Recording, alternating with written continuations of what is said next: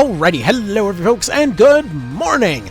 Welcome to a quick breakdown of the One Vision Cressida fight. This is one that, admittedly, I've been kind of sitting on for a little bit of a while, because I was hoping to put together a few different options for folks that are getting stuck at this point, because this fight is a bit of a doozy, a very complicated doozy. So let's go ahead and break it down piece by piece. What makes this complicated? Well, on a base level, if we're talking about just the standard fight by itself, we've got Nibith, who on paper needs to be the target that's deleted. However, if you try to delete him, it'll say, hey, what about these ladies? They can summon more, and then you go delete them. And like, yeah, no, just kidding, and then suddenly it's these guys, and then you kill them, and it's like, nah, just kidding, kill all map guys. So basically, this is one of those few cases where it's just, you realistically have a kill all map with unlimited units. Obviously, that's going to be a bit of a problem. Now, that by itself is honestly easy enough. You could just choke down any particular point and just kind of hold out until you make it through. Yeah, you start off surrounded. Yeah, you start off with a terrain disadvantage. But oh wait, we didn't get to the fun part. You need to go save Cressida if you want to recruit her for anything, which is all well and dandy, except for the part that she is bleeding out all the way up here. Which you might be thinking, well, I'll just go get somebody over there, until you realize that there's multiple Rampart Aura units in the way. So, okay, I'll just go ahead and fly there, and then you realize that area is kind of currently protected by, well, basically SAM batteries disguised as Necromancers. So there's that, too. Oh, and then I'm just going to get close and revive her. Well, here's the thing. As far as getting close, they're also protected by these two assholes. So these are essentially going to be more or less blue Buccaneer variants, known as Nightwings, where they're going to be running Evade. By their normal stuff, they're not terribly threatening, but Evade makes them a gigantic pain in the neck. So, if that wasn't enough, you can't actually block off this tile over here anymore, because Vice will just run right through that, meaning that blocking off that area is a little bit dicey. On top of that, these zombies are faster than they were in vanilla, so there's that too. So this basically changes our strategy around entirely. We have barely any time to get up there, because Cressida comes pretty quick, especially if you're running heavier units.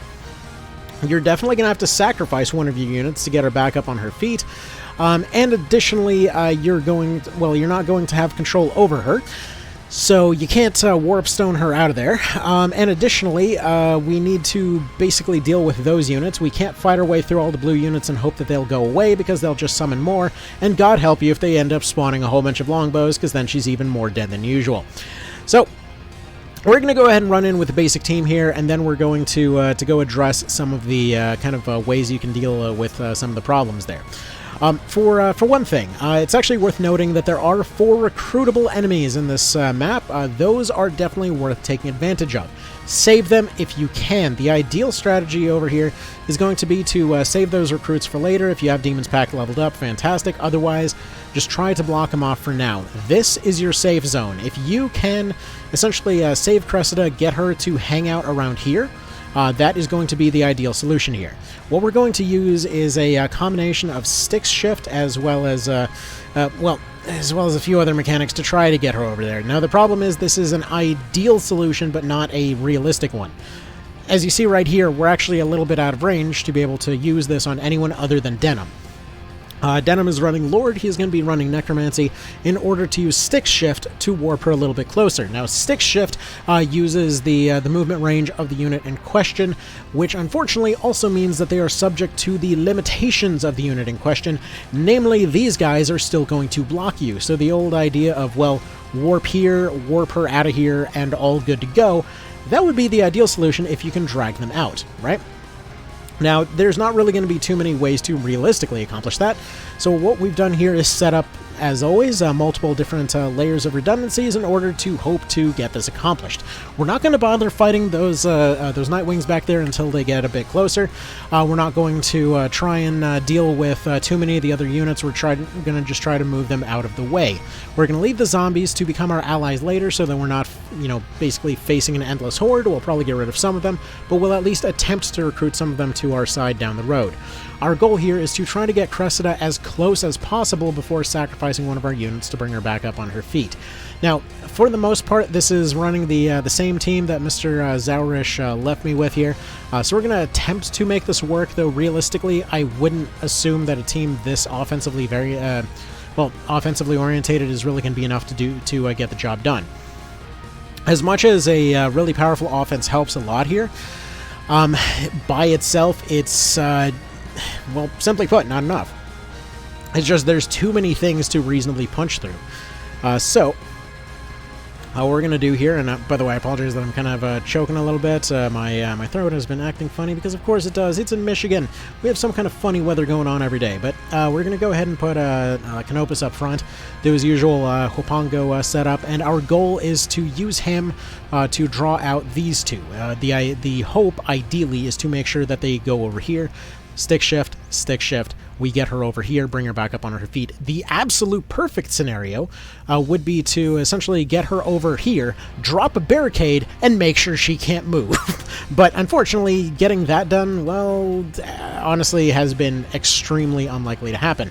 It's just, yeah, it is exactly what you'd assume it would be.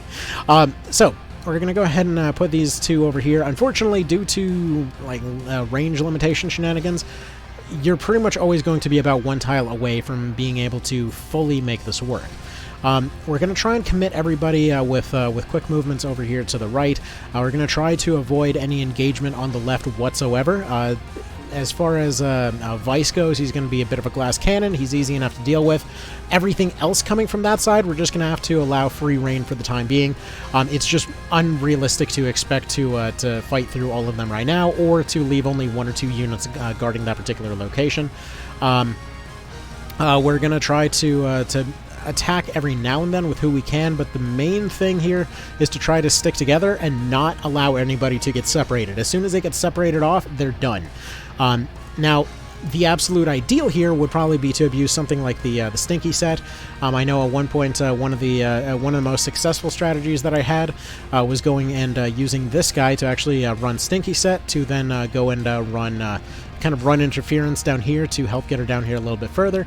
But we're going to go ahead and just kind of try to break this down into a bunch of different theoretical scenarios and then go from there. So we're going to go ahead and enrage this crew, get them all a bit strengthened up and stuff like that, see if they can maybe punch their way through. It's unlikely that they can, but one thing that is worth doing is going and devouring on any of these units. By the way, if you notice anything funky going on with the graphics, I tried using the graphics mod that was being worked on. And actually, it turns out there's going to be a proper, like, official One Vision version of this too. But I was checking that out a little while ago, and unfortunately, it's having some funkiness on the Steam Deck. So that's its own story. You know, we'll update if it ends up happening. But yeah, either way, as you can tell, we're not even remotely close there. We're going to have to be in a dead sprint in order to even get over to Cressida by the time that she ends up dying. Canopus is going to be the one that's going to be handling that. You know, lucky crit in this particular situation. And I would say, honestly, going and applying heavy hitters with crit builds might be probably, especially just running warriors and stuff like that, might be the most effective way to push through all of this stuff. Because there's a lot to punch through, and nobody punches through quite like basic soldiers there. Alright, so we're just going to go ahead and... Do you have some Liberate or some such? There we go. Keep in mind that you're definitely going to want lots of Liberates and stuff like that. A lot of these units are going to be applying stops, binds, all of that kind of nonsense. Especially ever since the last update that added the Reborn Shadow Bind to the roster here. It's, yeah, it is a rough time for anybody vulnerable to stop. And unfortunately, that's also probably a best-case scenario, because you really don't want these guys spam firing either. So, yeah, double-edged whatever. As far as all that goes, just kind of feel it out, I suppose. Actually, a bit of an odd note, but as far as the whole double-edged sword thing, anybody else ever bothered by that? Because it's like, it's not like you're hitting yourself with your own weapon. That's a stupid analogy. And yet it's used all the time anyway. Like, it always has been a stupid analogy, never made any frickin' sense, but oh well. Alright, now let's go ahead and apply some other stuff. Let's see, TP in an area. We'll just go ahead and see if we can shut down these guys while we're sitting and waiting. Bear in mind that Terror Knight on the bottom, you want to run from him. There is, like, anybody that's fighting him, just leave them alone. If you can, you know, bother him a little bit to get that Lament of the Dead gone, do it, but realistically, of this bunch, he's probably the only one that you actually probably want to get rid of as a direct threat. Like, I'm going to go ahead and dedicate... dedicate Gamp over to this right now, put some momentum on him so that he has his battering ram up, so that he has a little bit of healing to go off of. But yeah, he can be a significant threat just due to how much he can slow you down here. So we're going to go ahead and stick shifter over this way. Again, bear in mind, this is subject to the whims of their movement, so if you don't get a good lineup here, you're donezo at that particular situation. There's really only so much that you can reasonably expect to do with that one. It can be very easily blocked by the AI. While it is the ideal solution, it is unfortunately pretty unlikely that you won't get blocked off, because if they stick anyone in that walkway, that's it. Like that's that strategy dead in the water. If you're looking to try to single down those casters, you can have an easier time applying longbows for that. So probably worth considering going for that strategy.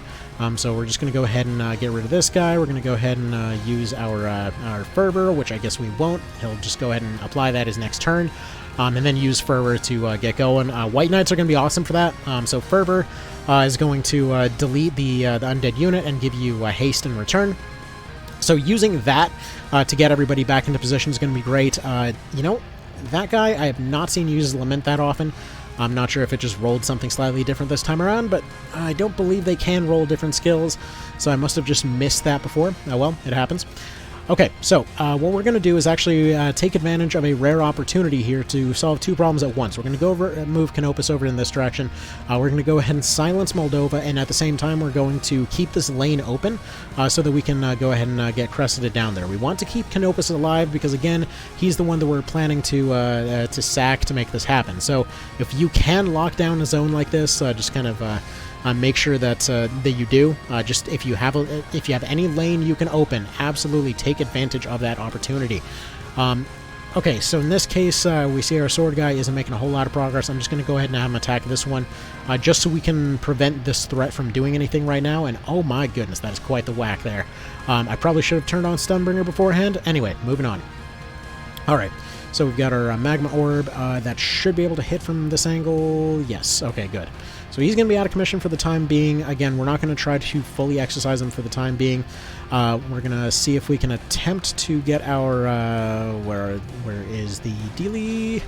Stick shift her into a better position. Again, if you can get her into that corner, if you can apply any kind of barricade. Last time I put a pumpkin, jack-o'-lantern on Deneb, and that was a very good option. So if you happen to have jack-o'-lantern on Deneb, use it. It's going to be one of the longer range barricade options, and if you can barricade her over there and keep her from doing stupid things, it's going to help you out a lot. Okay. Next up, let's go ahead and put Bravery. Wait a minute, where is Thing for Make Fear Go Away? We got Dispel, we got Bravery, Cleanse, Awaken, Unburden, Liberate. Hearten, there we go. Who got spooked? You got spooked. Do we care? No, but we do care about his... That was one tile off. That was supposed to go to Hobram. Oh well, whatever. Moving along. Let's go ahead and block off these tiles so that they can't move any further. Currently, you may notice we're a little bit stuck in the water where Vice is at. The reason for this is, again, that hoplite down there. That guy is a bit of a pain in the everything, so we're going to go ahead and not use our Tabula Rasa because I didn't remember to correct his loadout. You want to, if at all possible, go ahead and apply a Mother's Blessing for your cleric. Just keep them doing their healing thing. So there we go. We'll give him a half heal. Let's see. In your case, you've got your Mind's Eye. You've got your Sonic. It's going to be decent enough in his case for fairly obvious reasons. Soul Strike. It's going to just do the same damage. So nah, whatever. And apply this. Probably could have gone Mind's Eye first. He's doing great on his crits. He's doing great on his parries. Wonderful. Good job, Mr. Hobram. You just keep on doing your thing, then. So he's going to go and face off in that direction. He's shaken, but you know what? He's not too shaken. This guy hasn't applied his evade yet. Unfortunately, there's Yunan gone. It is what it is. He's down. Now, one of the things that was mentioned was how exactly do you go about doing this for a no in-cap run? Lots and lots of tanky units as well as somebody that can fly. Though realistically, I'm not sure why you'd even attempt this for a no in-cap run, considering there's no reason to do this for no in-cap. It's entirely out of your way and kind of a bonus challenge fight. So, yeah. Anyway, we're not going to even kind of go down that particular rabbit hole. However, we are going to see, yeah, we're currently blocked off. We won't be able to do anything too useful there. But we're going to go ahead and deal with this skeleton for the time being. They'll probably immediately get brought back up on their feet because Necromancer's right over there. So, yeah, we're just going to sit still for the time being. Demon's Pact is again going to be for later. He's got his pain side coming from that direction. This is what I was saying. He basically got sand batteries disguised as freaking wizards over there. It is kind of nutso just how much they can do. And unfortunately, there goes Canopus with the double rocks. Again, these guys are massively threatening in terms of just how quickly they can swarm you from all directions. So unfortunately, that is going to be 2 units down, one of which is the one that we were intending to sack for this. I'm probably going to sack Canopus in this particular instance. So, alright, so what we're going to do is we're probably going to go ahead and, let's see, who do we want to get rid of here? I'm thinking if we can maybe deal with this guy, might be the easiest way to go about it, but unfortunately her accuracy is... Yeah, you know, sometimes there's just a little bit of a moment where you start realizing that you're not using the party that you're used to, and that is definitely one of those moments. So her accuracy is... it's certainly leaving something to be desired, that's for sure. Okay, so what if, by any chance... Let's see. I mean, it's going to be 45% from here. I honestly... As much as it's a risky move, I'll go ahead and roll it. Just because if it rolls, yeah, if it rolls, it's going to be pretty big for us. So we're going to go ahead and roll that there. She's down to 1. Our timer's getting a bit dicey here. He'll go ahead and get everybody back on their feet soonish. You, however, you're going to go this way. Is there anything you can provide for us? You've got your heals. You're not going to be providing much there. Your blitzes and your Tiranas. Teleport. You know, Tirana actually might be really handy for pulling these guys out of there. I forget the range of it, because honestly I don't run these guys that often. Let's go ahead and take a quick peek at that, see if we can theorize a little bit. Because that's a 5 range. I mean, let's see, 1, 2, 3, 4, 5. Honestly, that's pretty decent for pulling the bosses out of there. So I don't remember them being immune to any degree, so that's definitely worth considering there. Alright, next up, yeah, you just do that. Fine. Our luck has been decent. It hasn't been fantastic, but it's been decent. Given how many actions they get, you can kind of see why this is a bit of a problem when you have this many units on hand, you know? There's just units on units on units. They are getting turns constantly and mitigating their turns. I mean, this is basically, we're going back to a reborn logic, where you're just trying to mitigate actions as much as possible. I don't believe the mirror has that knockback effect, so we'll just go ahead and go for this. There we go. He just takes the counter hit. Unfortunate, but it's fine. Okay. Next up, do we go for the double poke? He probably can double poke into a wild hunt. So we just go ahead and double poke. Get this guy downed a little bit. Maybe we'll just have to go to scrap that demon hunt strategy, or demon's pact strategy. If Vice decides to move, that'll end up helping quite a bit there. And in fact, if we move you over here, that might help.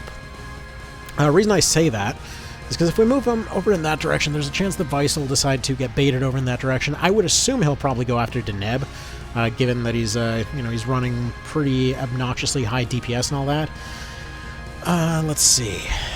Given our odds, well, our options are somewhat limited here. But if I can get this fairy 1 tile closer, if we can get her running a little bit faster, we can just go ahead and run a haste on her. I want her to get 1 tile closer, get right next to this hoplite, and she's going to be having to be the one to do the reviving because we're running a little bit short on time there. Or in fact, we can go ahead and stick shift her even closer to over here. So there we go. We'll just pop her in that direction. That should be good and dandy over there. If we can devour... Let's see, who's going to be... You're not really going to be much of a threat. You are unfortunately... Well, he would be a threat, but...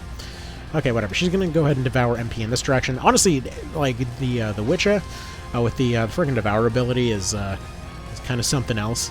I feel like that alone makes her a pretty gigantic asset in pretty much most situations.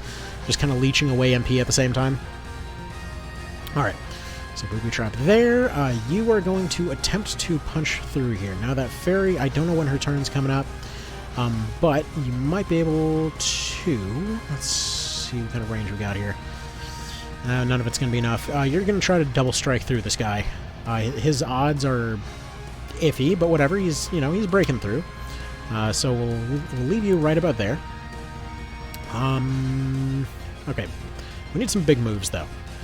So if we do a Soul Strike here, that's only 176. Discord is that. We got a Mistfinder's probably going to be the way that we go here.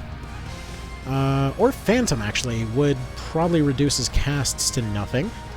In fact, I'm pretty surprised how well we're seeing Hobrim performing despite being hit by Fear.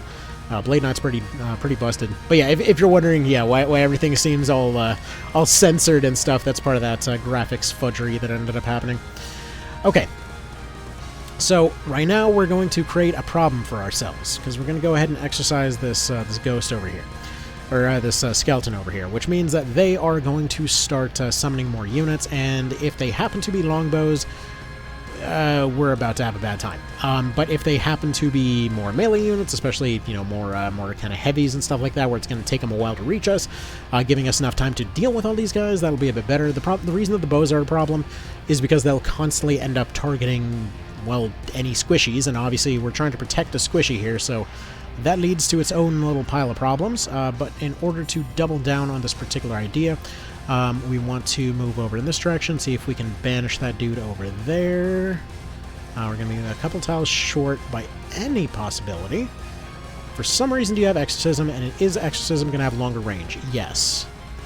Okay, sure. Why not? I don't remember why exactly, but that'll do. So, that's that guy gone. It's going to throw that particular strategy out the window, but you're going to attempt to join us. If you could, we certainly could use some replacement units. Perfect. So now, you're going to go ahead and attack that way. They're going to get deadlocked. Man, they love deadlock. Like, what I've seen going through this fight a ton of times at this point has always been that same thing of deadlock is nuts. It just seems to hit all the freaking time. I don't know what it scales off exactly. I don't know what its functions are at this point, but dude seems to hit, like, these birds just seem to deadlock stuff all the time. As soon as you can get rid of the birds, it gives you so much more freedom of movement. But getting to that point is the challenge there. Let's see, we got Bolt Strike for a Shackle. That would help quite a bit in, well, some directions that are not here. They got some knights coming up pretty soon. Might be worth attempting that. If we go this way, actually, that might be just the trick here, because we go for the Bolt Strike. Potential Shackle there. Not going to do anything against him, but still, it's progress getting made. So there we go. Oh, I thought that was... You know what? I thought Bolt Strike was actually guaranteed debuffs. Never mind. Some Sadness Coffee Chug, and let's move on. Alright, what are you? Double axes. No wonder you can't hit anything. What are your odds here? Sweet Jesus. This accuracy is appalling. Anyway, okay. So, definitely going to want to work on that at some point. This is probably why she's running magical stuff, which also has no chance... Okay, legitimate question. I don't want to be mean.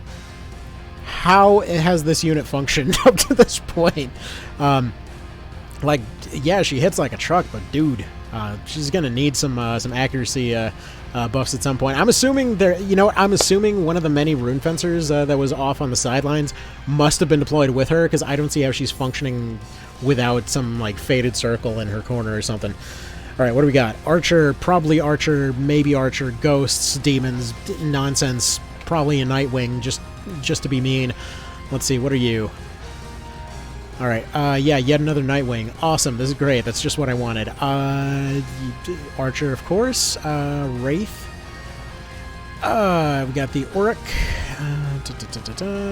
Okay, you'll be alright. And the Gladiator. Okay, so yeah, anyway, long story short, they're, they've certainly got some backup. I do have to say that of all the different versions, definitely, this is the most understandable case for Dude Guy being extremely confident that he can take Almorica, because, dude, what is this squad he's rolling with? Anyway, so let's continue on here. So we want to deal with some undead, right? So we're not doing absolutely diddly jack against that. You might be able to maybe drop a little bit of a punish on this guy. He's not our biggest problem by any means. In fact, I almost want to get Yunin back on his feet. Because well, I guess maybe not. because Gildas is pretty freaking strong. Let's go ahead and shell bust into a sword swing. I think the odds are low, but it may help. It may help. It's only like 30 extra damage in this case. Again, it's weird hopping between the different mentalities here, because I'm thinking in Reborn, it's like, oh, they got a breach, we're gonna get like double our freaking damage out of this, and now it's like, oh, breach, 30 extra or so. It's not exact. Obviously, it's just funny to hop between the two. Let's see, he's envenomed. We go ahead and use our, what do we want to use here? Omni. So we got our double hit, we got our bind, we got our frighten. I'm thinking frighten might be the way to go, because then we can just wait for the poison to bleed him out. So we'll just do that. We'll let him bleed out. This team doesn't really run a lot of support, so hopefully he'll just melt away within a reasonably short time. Let me go for the overload. Quietly get plague overload stuck in my head in the background. Zombies there. Now, best case scenario is nothing happens to the zombie. He just comes back on his feet and everyone's all well and happy. Worst case scenario, I'm thinking he'll probably end up wasting a turn for a banish, which I'll take. Anyway, smack this ghost. Pretty low chance of retaliation. There we go. No way to turn on Mind's Eye right now. Does she have... She doesn't have any means to bring back undead. I was going to say that might be kind of handy. Finishing... Well, her turn's not coming up anytime soon. What do you got movement-wise? Basically nothing. Alright, let's see what we got here. I got some brimstone. That's just going to shackle. What about a salamander? What's that looking like in this case? His salamander on her might burn her pretty good. Salamander on him might very likely be a kill. Just go for it. Alright, and we just got a 1. Cool, that's exactly what I wanted. Let's go ahead and devour, just in case there's any useful MP out of you. I probably shouldn't be using such high recovery time stuff. Either way, we got what we got. He's going to run his check. She's going to get bound. He's going to heal. Perfect. This is the kind of disabling that we're looking for. So, okay. So what we want is to just make sure that the lady over there is getting healed up, that she's currently topped off. If she ends up getting targeted, she can get hit for 300 plus. So you want to try to keep her as safe as possible. She has a tendency to get pretty aggressive. So right now our goal is primarily just to clear the area. If we can get rid of the Necromancers, we can prevent any of these guys from spawning in. So obviously that's going to be a bit of a priority there. Let's go ahead and see if you have any. Do you have anything accuracy scaling? You've got a Giga Tempest that's accuracy scaling. 184. Okay. I mean, can you maybe hit a Charybdis from over here? What about from over here? Ish, something like that. I mean, his accuracy seems fantastic. That's definitely a plus. All right, so go ahead and Charybdis from over here then. All right. Does the whirlpool? That's Evil Vice gone one step closer. I say Evil Vice as if there's a distinction. Okay, you do that way. Longbows are coming in to ruin everyone's day, because this is why, like, if he spawns 3 longbows, I believe the technical term is you're fucked. So there's that. I had that happen before, where just 2 of them spawned in like, hi, did you just bring her back to health? Bad news about that. So one thing that you can do here to help improve this situation, once you have this whole nonsense a little bit more controlled, is you can actually go and you can to some degree anyway get her somewhat safe by applying petrification. That can help, but early on it won't be enough. So right now we need to get that lane cleared. I want to heal her, but I don't have the spare resources to do that yet. So we're just gonna have to take the risk here, and we need to somewhat kind of shore up that middle lane there. So eventually, just so you know, I will be doing a longer video on how to do this with just basic units, but this is just, I want to give you a bit of a sort of a flavor example for how chaotic this can get. Like, if you ever hear any complaints over, wow, that, you know, it was pretty nuts what happened to Cressida in one vision, this is what we're looking at. Like, this is a super overwhelming situation, even if you're, you know, aware of what's going on and all that. To be able to even get her out of there, you're going to have to sacrifice a lot of your party integrity, meaning that you're going to be starting off in a potentially far worse situation. So this is going to give a few ideas, and then later on I'll be doing a longer one on just how nuts it can get. Because if you're wondering, no, like I mentioned earlier, even if you go and you snipe Nibith, it won't be enough to end the fight. He'll still end up just announcing that these two are suddenly leading the party, and then if you kill them, it becomes, you know, kill all. Though obviously once you have this whole situation a bit more secured, it gives you a lot more to work with. So now that we've gotten one out of the way, we know that there won't be any close by resources coming in. We can go ahead and start, you know, hopefully disabling some of these other guys along the way here. We know that night's coming up pretty soon, but currently we're a bit ramparted. So instead, we're going to see about applying some items. This team does not really have a whole lot of items on there, do they? Okay. So if we do a Sonic, that at least stuns him. If we do a Grand, that's going to be a bit on the worthless side. If we do this, it'll delay him to a degree, but I feel like the stun would end up just doing more. Like, Gildas will eventually get overrun here. My only goal is to try to make him last a little bit longer, just to keep stuff rolling. I would definitely expect that you want to try to expect that you're going to lose about half your party here, as far as just at least having them get knocked down. Whether or not you actually take full casualty or full injuries or casualties is kind of up to you. I would expect that this party probably has some longbows. I remember there being some longbows, so we'll definitely be employing those in future attempts. And additionally, let's see what we got here. Just go ahead and whack him with that thing, get some of his TP gone. But additionally, on top of all of this, we're going to be applying a lot more kind of speed manipulation strategies and stuff like that. As far as a full offense party like this, as you can see, they can make a decent dent, they can make a good push, but when there's this much stuff around, offense by itself isn't necessarily going to cover it. So hopefully this is going to be at least a good example over, yeah, this is why this fight can be scary, and then we'll show how to make it not scary, which is going to be partially accurate. It's going to be scary no matter what you do. And by the way, if you're thinking that something like Resolve with that Resilient is going to be enough to keep her safe, it won't. If she ends up getting targeted by two of the Necromancers and she has a Resilient up, it will still be enough to completely flatten her. So just so you know, there's no easy answers here. So we'll go ahead and call this a to be continued. Currently, you know, she is bound. Currently, other units are getting targeted, so at least there's that. But yeah, this high offense party is definitely not the way to go about this. I'm thinking more longbows, applying more of that stick shift strategy, and then we'll have more options going forward from there.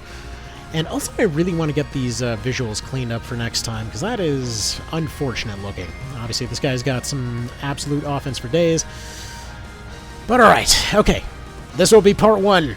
To be continued in part 2 of why One Vision Cressida, big, scary, spooky. Come back, join for how to make a lot worse units do this fight. See you then. Bye.